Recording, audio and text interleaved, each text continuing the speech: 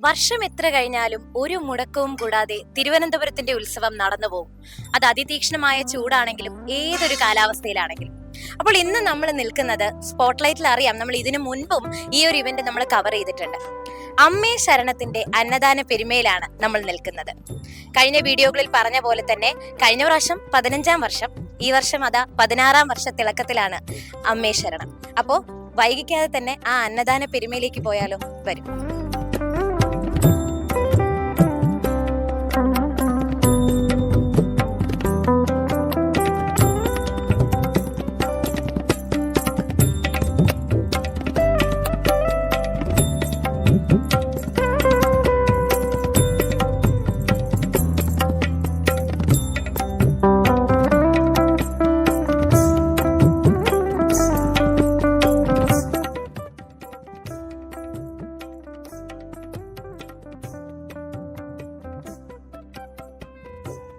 പുറത്തുള്ള ചൂടൊക്കെ ശ്രദ്ധിച്ചല്ലോ.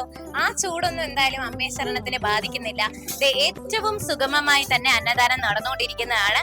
കഴിഞ്ഞ പ്രാവശ്യത്തെ പോലെ അതിലും ഗംഭീരമായി ഇതാ ഫ്രൈഡ് റൈസ് റെഡിയാണ്. നല്ല പ്യുവർ വെജിറ്റേറിയൻ ഫ്രൈഡ് റൈസ് റെഡിയാണ്. കാഷ്യൂനട്ടും ഒക്കെ ഇട്ട് ഫ്രൈഡ് റൈസ് ഉണ്ട്, സാലഡ് ഉണ്ട്, കറിയുണ്ട്, എല്ലാം തയ്യാറാണ്. ഇവിടെ അന്നദാനം വിളമ്പാനും തുടങ്ങി. അപ്പൊ അതിന്റെ തിരക്കിലാണ്.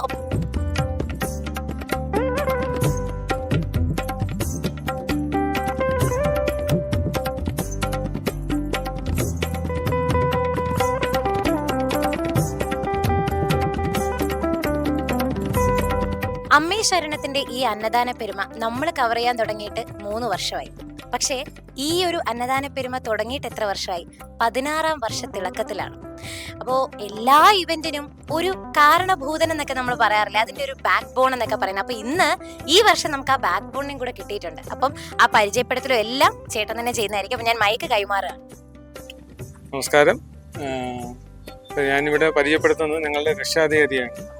ഈ അമ്മേ ശരണത്തിന്റെ ബാക്ക് ബോൺ ആയിട്ടുള്ള രക്ഷാധികാരി. പുള്ളിയിൽ നിന്നാണ് ഇത് പടർന്ന് പന്തളിക്കാനുള്ള കാരണം.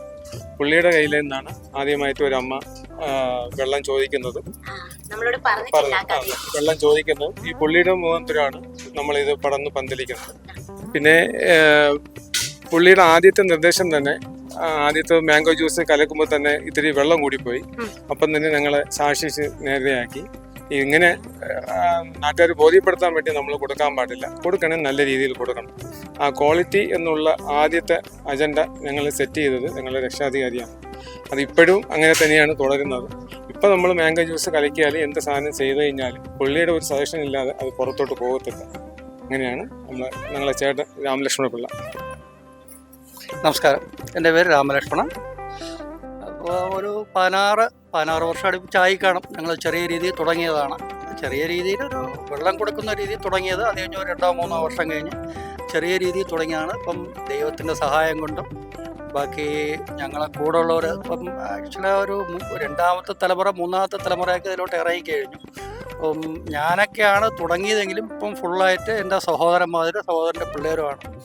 കാരണം ഫുള്ളായിട്ട് അവർ നമ്മളടുത്ത് അഭിപ്രായം ചോദിക്കും, ഞാൻ പറയും, ബാക്കിയെല്ലാം ഫുൾ 24 മണിക്കൂർ ഏകദേശം ഒരാഴ്ചയായിട്ട് ഇവർ രാപ്പകലില്ലാതെ ഒരു അധ്വാനം ഉണ്ട് അതിൻ്റെ കൂടെ. കാരണം നമ്മൾ വിചാരിക്കും പോലെ പെട്ടെന്ന് തീരുന്നതല്ല. ആഹാരം കൊടുക്കണമെന്ന് വെച്ച് കഴിഞ്ഞാൽ അത്രത്തോളം നമ്മൾ അതിലെല്ലാം നോക്കണം. കാരണം ജനങ്ങൾ നമുക്ക് കൊടുക്കുന്നത് നല്ല രീതിയിൽ കൊടുക്കണം എന്നുള്ളതിൽ ഇവരെല്ലാവരും, ഞാൻ എൻ്റെ മേൽനോട്ടം മാത്രമേ ഞാൻ ചെയ്യുന്നത്. അതും സത്യം പറഞ്ഞാൽ നമ്മൾ ഇവർ അഭിപ്രായം ചോദിക്കും, പറയും, ബാക്കി എല്ലാം അവരെ കൺട്രോളിലാണ് ചെയ്യുന്നത്. കാരണം നമ്മൾ പുതിയ തലമുറയ്ക്ക് വഴി വിട്ടു കൊടുക്കണമെന്നാണ് എൻ്റെ ആഗ്രഹം. അതേപോലെ തന്നെ ഇവരെ പിള്ളേരെ കൊണ്ട് ഇപ്പം നിങ്ങൾ തന്നെ കണ്ടു കാണും, പൊടി പിള്ളേരാണ്. 1ാം ക്ലാസ്സിൽ 2ാം ക്ലാസ്സിൽ 5ാം ക്ലാസ്സിലും പഠിക്കുന്ന പിള്ളേരാണ്. അവർ എക്സാമാണ്, ബാക്കി എല്ലാം ഉണ്ട്. എന്നാലും ഇതിൻ്റെ കൂടെ അവർ നിൽക്കുകയാണ്. ദൈവം സഹായിച്ച് ഞങ്ങൾ കൂടെ ഉള്ളവരും, ഞങ്ങൾക്ക് കുറേ കച്ചവടക്കാരുണ്ട്, അവരും അല്ലാതെ നമുക്ക് വേണ്ടപ്പെട്ട അറിയുന്നവരും, അവരെ കൊണ്ട് ചെയ്യുന്ന സംഭാവനകൾ ചെയ്യും. പിന്നെ മാക്സിമം ഞങ്ങളെ ഫ്രണ്ട്സും ബാക്കി എല്ലാം കൂടെ ഇട്ടാണ് ഇത് ചെയ്യുന്നത്. അതുകൊണ്ട് ദൈവം സഹായിച്ച് നല്ല രീതിയിൽ പോകുന്നുണ്ട്. ഇനിയും അടുത്ത തലമുറയും അതിൻ്റെ അടുത്ത തലമുറയും നല്ല രീതിയിൽ പോകാൻ ദൈവം അനുഗ്രഹിക്കട്ടെ എന്ന് ഞാനും നിങ്ങളും അതേപോലെ താഴ്മയായി പ്രാർത്ഥിക്കണമെന്ന് അഭ്യർത്ഥിച്ചുള്ളൂ. Thank you.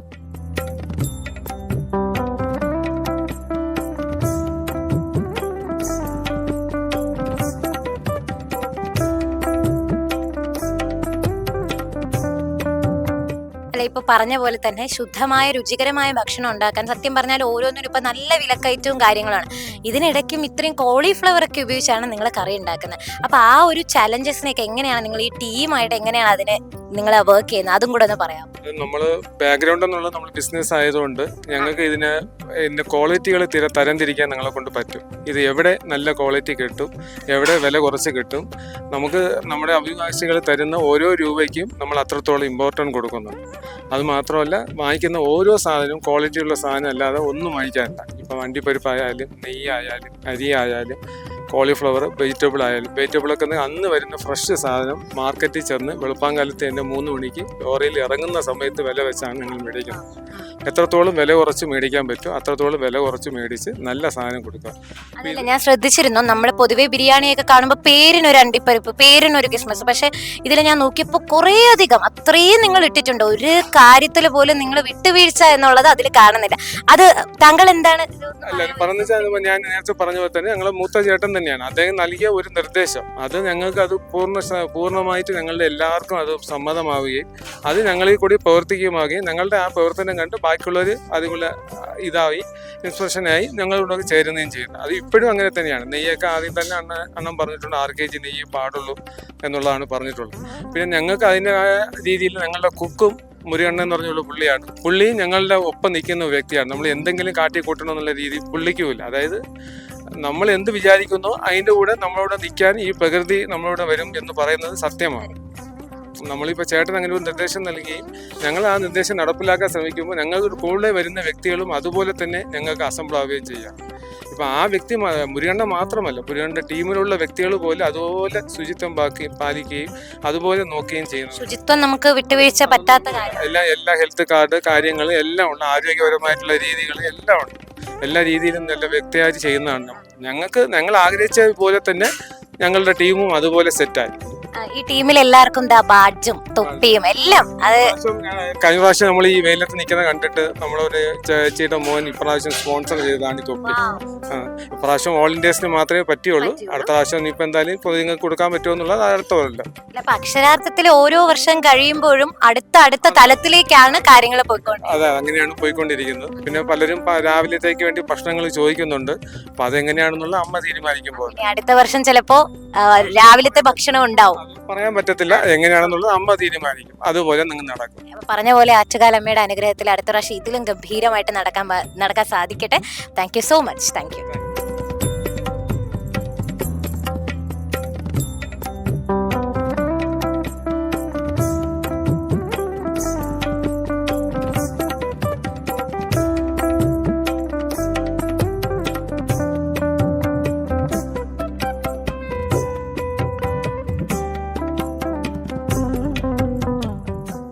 ഇപ്പൊ അമ്മേ ശരണത്തിൽ നിന്ന് നമ്മളോട് സംസാരിച്ച ഓരോരുത്തരും പറഞ്ഞത് ഈ ഒരു അന്നദാന പെരുമ പുതുതലമുറയിലേക്ക്, അടുത്ത തലമുറയിലേക്ക് കൊടുത്തു കഴിഞ്ഞു എന്നാണ്. അപ്പൊ അതിന്റെ തെളിവ് നമ്മുടെ മുന്നിൽ തന്നെയുണ്ട്. ഈ കുട്ടികൾ എല്ലാവരും തന്നെ അശ്രാന്തമായി ഈ അന്നദാന പെരുമയ്ക്ക് വേണ്ടി പ്രവർത്തിച്ചവരാണ്. അപ്പം ഞാൻ കൂടുതൽ പറഞ്ഞു കൊളാക്കാതെ അവരോട് തന്നെ ചോദിക്കാം, എങ്ങനെയുണ്ട് ഈ പ്രവർത്തനങ്ങളൊക്കെ? അപ്പം കഴിഞ്ഞ ഒരു 3-4 ദിവസം അല്ലേ, അതിനു മുമ്പും നിങ്ങൾക്ക് എക്സാം ഒക്കെ നടക്കുന്ന സമയമാണ്, അതിനിടയ്ക്കും സമയം കണ്ടെത്തി ഈ അമ്മേ ശരണത്തിന്റെ അന്നദാനത്തിന് വേണ്ടി പ്രവർത്തിക്കുകയാണ്. എങ്ങനെയുണ്ട് ഈ സംഭവം എന്ന് പറയുന്നത്? ഒരു നല്ലൊരു സംഭവമാണ്. എല്ലാ വർഷവും ചെയ്തെങ്കിലും ഓരോ വർഷം ചെയ്യുമ്പോഴും ഒരു എന്തോന്ന് പറയുന്നത് ഒരു എക്സൈറ്റ്മെന്റ് ആണ് ഇത് ചെയ്യുമ്പോൾ. അപ്പം അതുകൊണ്ട് എല്ലാ വർഷവും ഇനിയും ചെയ്യാൻ ആഗ്രഹിക്കുന്നു. പേരെന്താ? എന്റെ പേര് കല്യാൺ. അപ്പൊ കല്യാൺ എക്സാംസ് നടക്കുകയാണോ? എനിക്ക് അടുത്ത ആഴ്ച എക്സാം തുടങ്ങി. അടുത്ത ആഴ്ച എക്സാം ആണ്. എന്നിട്ട് എന്താ ഇതിനു വേണ്ടി പ്രവർത്തിച്ചുകൊണ്ടിരിക്കുകയാണ്. അപ്പൊ ബാക്കിയുള്ളവരുടെ വിശേഷങ്ങൾ പറയൂ.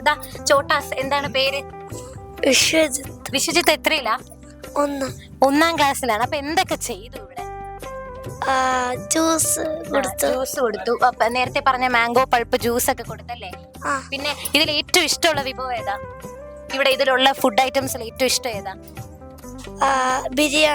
ബിരിയാണിയാണ് ഇഷ്ടം അല്ലേ? അപ്പൊ പറയൂ, എന്താണ് വിശേഷങ്ങൾ? എനിക്ക് ബിരിയാണിയും കറിയും ഒക്കെ ഇഷ്ടപ്പെട്ടു. പിന്നെ അതിലെ ജ്യൂസ് അതൊക്കെ കൊടുക്കുമ്പോ ഒരു രസമാണ്. ജ്യൂസ് കൊടുക്കുന്നതിൽ മെയിൻ ആണല്ലേ? എന്താ പേര്? സഞ്ജന. എത്രാം ക്ലാസ്സിലാ? 3rd. ഓക്കെ. ഇപ്പൊ കൂളിംഗ് ക്ലാസ് വെച്ച ഒരാളുണ്ട്. എന്താണ് വിശേഷങ്ങൾ? അമ്മേ ശരണത്തിന്റെ അന്നദാനം ഒക്കെ എങ്ങനെ പോകുന്നു? നന്നായിട്ട് പോകുന്നു. മോൻ എന്താ ചെയ്തേ? ഞാൻ ഇന്ന് മൊത്തം ആൾക്കാരിന് ജ്യൂസ് കൊടുത്തു. ജ്യൂസ് കൊടുത്തു. എല്ലാരും സമാധാനമായിട്ട് വന്ന് കുടിച്ചിട്ടൊക്കെ പോയോ? ഓ, ഓക്കെ. എന്താ പേര്? രാധവ്, എത്രാം ക്ലാസ്സിലാ? 4. ഓക്കെ, ഇനി എല്ലാരും പരിചയപ്പെടുത്തിക്കോ. Hi, hi, Abhirami. അഭിരാമി കൂട്ടത്തിൽ കുറച്ച് മുതിർന്ന ആളാണെന്ന് തോന്നുന്നു. ഞാൻ BSc നഴ്സിംഗ് കഴിഞ്ഞിട്ട് ഇപ്പം നിൽക്കുക.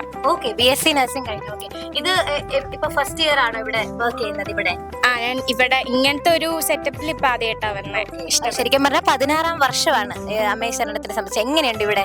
ഞാൻ പണ്ട് കുറച്ച് ഇങ്ങനെ ഡെവലപ്പായി വരുന്ന ടൈമിലുണ്ടായിരുന്നു. അതിൽ നിന്ന് ഇപ്പം നോക്കുമ്പോൾ നല്ല വ്യത്യാസമുണ്ട്, നല്ലൊരു ഇമ്പ്രൂവ്മെൻ്റ് തന്നെ ഉണ്ട്. അതിനൊക്കെ ഇവരുടെ എല്ലാവരുടെയും ഹാർഡ് വർക്കും കാര്യങ്ങളൊക്കെ അതിലുണ്ടല്ലോ. അതൊക്കെ ഇത് പിന്നെ അപ്രിഷ്യേറ്റ് ചെയ്യേണ്ട കാര്യം തന്നെയാണ്. ഇത്ര വലിയ ഇത് ഒരു ഇനിഷ്യേറ്റീവ് എടുത്ത് ചെയ്യുന്നതിനൊക്കെ ഒരു മൈൻഡ് വേണമല്ലോ. അതവർ ചെയ്യുന്നത് അപ്രിഷ്യേറ്റ് ചെയ്യേണ്ട കാര്യം തന്നെയാണ്. ഇഷ്ടപ്പെട്ടു. ഇനിയും ജോയിൻ ചെയ്യണം, അതായത് ഇനിയും പാർട്ടിസിപ്പേറ്റ് ചെയ്യണമെന്ന് ആഗ്രഹമുണ്ട്, വിചാരിക്കുന്നു. അങ്ങനെ തന്നെ സാധിക്കട്ടെ. മോളുടെ പേരെന്താ? മല്ലിക. എത്രാം ക്ലാസ്സിലാ? 9th.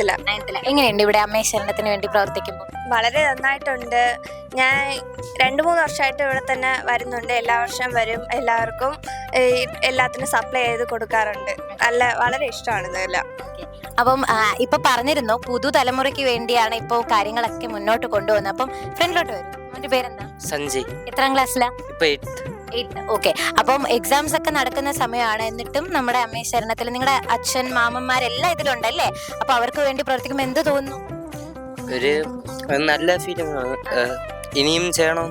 ഓക്കെ, അപ്പൊ കഴിഞ്ഞ വർഷം ഒക്കെ ഉണ്ടായിരുന്നു. ഓ, എത്ര വർഷമായിട്ടുണ്ട്? ഞാൻ ജനിച്ചത് ജനിച്ചത് മുതൽ കേട്ടല്ലോ. അത്രയും ഒരു ലെഗസി ഇങ്ങനെ കൈമാറുന്ന പോലെയാണ് അമ്മേ ശരണം ഇങ്ങനെ മുന്നോട്ട് പോകുന്നത്. അപ്പം മോളുടെ പേര്? കവിത. എത്രയില്ല? 8th. ഓക്കെ, ഇപ്പൊ അമ്മേ ശരണം എന്തൊക്കെ ചെയ്തു ഇന്ന്? ജ്യൂസ് ഒക്കെ കൊടുത്തു. ഇവിടുത്തെ ജ്യൂസ് ഒക്കെ ഇഷ്ടമാണോ? ഇഷ്ടമാണ്. മോന്റെ പേര്? സായി കല്യാൺ, എത്രാം ക്ലാസ്സിലാ? 5ാം ക്ലാസ്സിൽ. ഓക്കെ, അപ്പൊ അച്ഛനാണ് നമ്മുടെ ഈ അമ്മേ ശരണത്തിൽ മെയിൻ ആയിട്ട് അച്ഛനും ഉണ്ട്. അപ്പൊ അച്ഛൻ ഇങ്ങനെ ചെയ്യുന്നതൊക്കെ കാണുമ്പോ മോൻ അതിന് പ്രചോദനം കൊള്ളുന്നുണ്ടോ? അതില് ഇൻഫ്ലുവൻസ് ആവുന്നുണ്ടോ? ഭയങ്കര ഒരു പോസിറ്റീവ് എനർജിയാണ് ഇത് ചെയ്യുമ്പോൾ. അപ്പൊ നമുക്ക് ഇവിടെ ഇങ്ങനെ ഹെൽപ്പ് ചെയ്യുമ്പോൾ നമുക്ക് ഒരു നമ്മുടെ മനസ്സിനൊരു സന്തോഷവും വരും. അതുകൊണ്ടാണ് നമ്മൾ ഇനിയും ചെയ്യുന്നത്. എല്ലാരും പരിചയപ്പെട്ടല്ലോ. ആരെങ്കിലും വിട്ടുപോയോ? കുറച്ചുപേര് എക്സാം ആയതുകൊണ്ട് വന്നില്ല കേട്ടോ. അതുകൊണ്ടാണ്. എന്നിട്ട് പോലും നിങ്ങൾക്ക് കാണാമല്ലോ, ഓരോരുത്തരും പറയുന്നതിൽ തന്നെ ഉണ്ട് അവരുടെ എനർജി. അപ്പൊ പിന്നെ ചെയ്യുന്നതിൽ പറയേണ്ട ആവശ്യമില്ലല്ലോ. സോ എല്ലാവർക്കും ഇനിയും വർഷങ്ങൾ അമ്മേ ശരണത്തിന് വേണ്ടി പ്രവർത്തിക്കാൻ സാധിക്കട്ടെ. ഇതാ ക്യാപ്പൊക്കെ വെച്ച് അടിപൊളിയായിട്ടാണ് നിൽക്കുന്നത്. അപ്പൊ നിങ്ങളെ പണിക്കിടയിലാണ് വിളിച്ചതെന്ന് അറിയാം. അപ്പൊ നിങ്ങളുടെ പണികൾ നടക്കട്ടെ, ഞങ്ങൾ ബാക്കി ക്യാപ്ചർ ചെയ്യാം. Thank you so much. Thank you.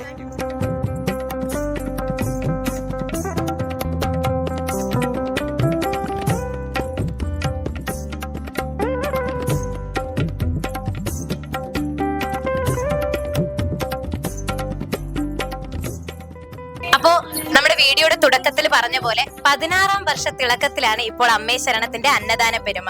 അപ്പോ വ്യാസ 139 വളരെ സുഗമമായി അന്നദാനം നടന്നുകൊണ്ടിരിക്കുകയാണ്. അതിനിടയ്ക്ക് അവരുടെ ആ ഒരു കഷ്ടതയുടെ ഇടയ്ക്ക് ഞാൻ പിടിച്ചു നിർത്തിയിരിക്കുകയാണ് ഇവരുടെ ഈ പരിശ്രമത്തെ കുറിച്ച് ഒന്ന് അറിയാൻ വേണ്ടി. അപ്പൊ നമ്മുടെ കൂടെ സുന്ദർ ചേട്ടനുണ്ട്. ചേട്ടനോട് നമുക്ക് ഈ കാര്യങ്ങളൊന്ന് ചോദിക്കാം.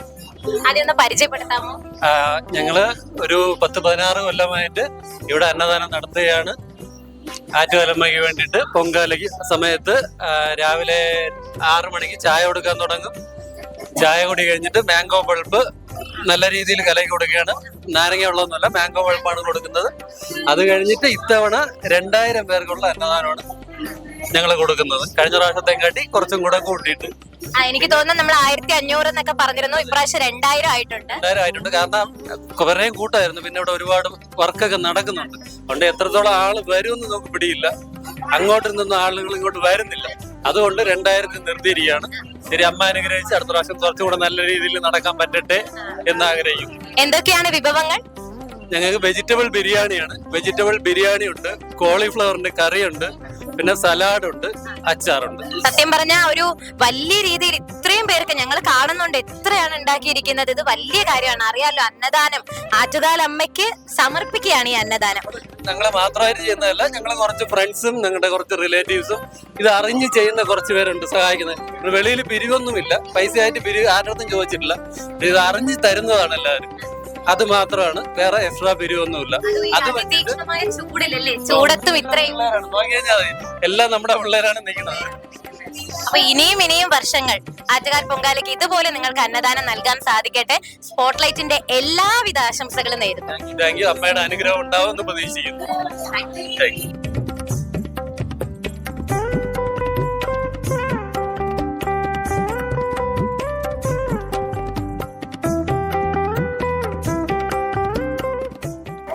ഈ അമ്മേ ശരണത്തിന്റെ ഈ അന്നദാന ഉത്സവത്തില് 10 വർഷമായിട്ട് പ്രവർത്തിച്ചിരിക്കുന്ന ഒരാള് നമ്മുടെ കൂടെ കിട്ടിയിട്ടുണ്ട്. അപ്പൊ നമുക്ക് ഹോമിയോ ഡോക്ടറാണ്, ഒരു ഡോക്ടറും കൂടെയാണ്. അപ്പൊ നമുക്ക് കാര്യങ്ങളും വിശേഷങ്ങളും ഒക്കെ അദ്ദേഹത്തിന്റെ അടുത്ത് നിന്ന് ചോദിക്കാം. അതൊന്ന് പരിചയപ്പെടുത്താമോ? എൻ്റെ പേര് ഡോക്ടർ യു കൃഷ്ണകുമാർ. ഞാൻ ആയുഷ് പ്രൈമറി ഹെൽത്ത് സെന്റർ കല്ലിയൂരിലെ മെഡിക്കൽ ഓഫീസറാണ്. ഹോമിയോ ഡോക്ടറാണ്. ഇവിടുത്തെ മെഡിക്കൽ ഓഫീസറാണ്. കല്ലിയൂർ ഗ്രാമപഞ്ചായത്തിലെ മെഡിക്കൽ ഓഫീസറാണ്. അപ്പം അതാണ് ഈ അമ്മേ ശരണം 16-ാം വർഷത്തെ എത്തി നിൽക്കുകയാണ്. അവർ ഈ അന്നദാനം കൊടുത്ത് ഇത്രയും രുചികരവും ശുദ്ധവുമായ ഭക്ഷണം കൊടുത്ത്. അപ്പൊ അതില് 10 വർഷമായിട്ട് താങ്കളും പ്രവർത്തിക്കുന്നുണ്ട്. അപ്പൊ ആ ഒരു എക്സ്പീരിയൻസ് എങ്ങനെയുണ്ട്? ശരി, ഇത് നമ്മൾ ഗ്രീൻ പ്രോട്ടോക്കോളിലാണ് ആദ്യം ചെയ്യുന്നത്. അതാണ് ഇത് വളരെ ഹൈജീനിക് ആയിട്ടാണ് ഉണ്ടാക്കുന്നത്. ആ സമയത്ത് ഉണ്ടാക്കി ഒന്നും മിച്ചം വരാതെ നമ്മൾ വളരെ ഹൈജീനിക് ആയിട്ടും ഗ്രീൻ പ്രോട്ടോക്കോളാണ് മെയിനായിട്ട്. ഗ്രീൻ പ്രോട്ടോക്കോൾ നോക്കിയാണ് നമ്മളെല്ലാം ചെയ്യുന്നത്. പ്ലാസ്റ്റിക് ഒട്ടും ഉപയോഗിക്കുന്നില്ല. എല്ലാം സ്റ്റീലും അതുപോലത്തെ എല്ലാം വാങ്ങി ഓരോ വർഷം തോറും നമ്മൾ മിച്ചം വരുന്ന ഫണ്ടിൽ ഓരോ സാധനങ്ങൾ സ്റ്റീലിലുള്ള സാധനങ്ങൾ വാങ്ങിച്ചിട്ടാണ് ഉപയോഗിക്കുന്നത്. അതാണ് ഉപയോഗിക്കുന്നത്. ഓക്കെ. അപ്പൊ ഈ വിഭവങ്ങളെ കുറിച്ച്, ഇവിടെ ഉണ്ടാക്കുന്ന വിഭവങ്ങളും നിങ്ങളും കഴിച്ചിട്ടുണ്ടാവല്ലോ, എങ്ങനെയുണ്ട് ആ ഒരു? തീർച്ചയായിട്ടും നല്ല രുചിയുള്ള വിഭവമാണ്. നമ്മൾ വിശേഷം ഞാൻ വെജിറ്റേറിയൻ ഫുഡ് കഴിക്കുന്ന ആളാണ്. അപ്പൊ അതുകൊണ്ട് തീർച്ചയായിട്ടും ഇതൊരു നല്ലൊരു എക്സ്പീരിയൻസ് ആണ് എനിക്ക്. പക്ഷെ നമ്മൾ ഈ ദിവസത്തിന് വളരെ പ്രാധാന്യമുണ്ടല്ലോ. അപ്പൊ അന്ന് നമ്മൾ ശുദ്ധവൃത്തിയോടെയാണ് ഈ പൊങ്കാല ഇടുന്നത്. സ്ത്രീകളുടെ ശബരിമലയാണ്. അപ്പൊ ആ ഒരു രീതിയിൽ നമ്മൾ നോൺ വെജ് ഒന്നും ഒരു വീടുകളിലും, ഇവിടെ തിരുവനന്തപുരത്ത് ഒരൊറ്റ വീടുകളിലും നോൺ വെജ് ഉപയോഗിക്കാറുമില്ല ഈ ദിവസത്തെ. അപ്പൊ അതുകൊണ്ട് അതിന്റെ ഒരു പ്രാധാന്യത്തോടു കൂടി വെജ് ഫുഡ് മാത്രം നല്ല രീതിയിൽ നന്നായിട്ട് നടത്തുന്നുണ്ട്. അതെ, പറഞ്ഞിരുന്നു എത്രയോ മണിക്കൂറുകളുടെ പരിശ്രമമാണ് ഇങ്ങനെ നല്ല ശുദ്ധമായ ഭക്ഷണം ഉണ്ടാക്കുന്നത്. അപ്പൊ താങ്കൾക്ക് ഇനിയും വർഷങ്ങൾ ഇതിൽ പ്രവർത്തിക്കാൻ സാധിക്കട്ടെ. Thank you so much.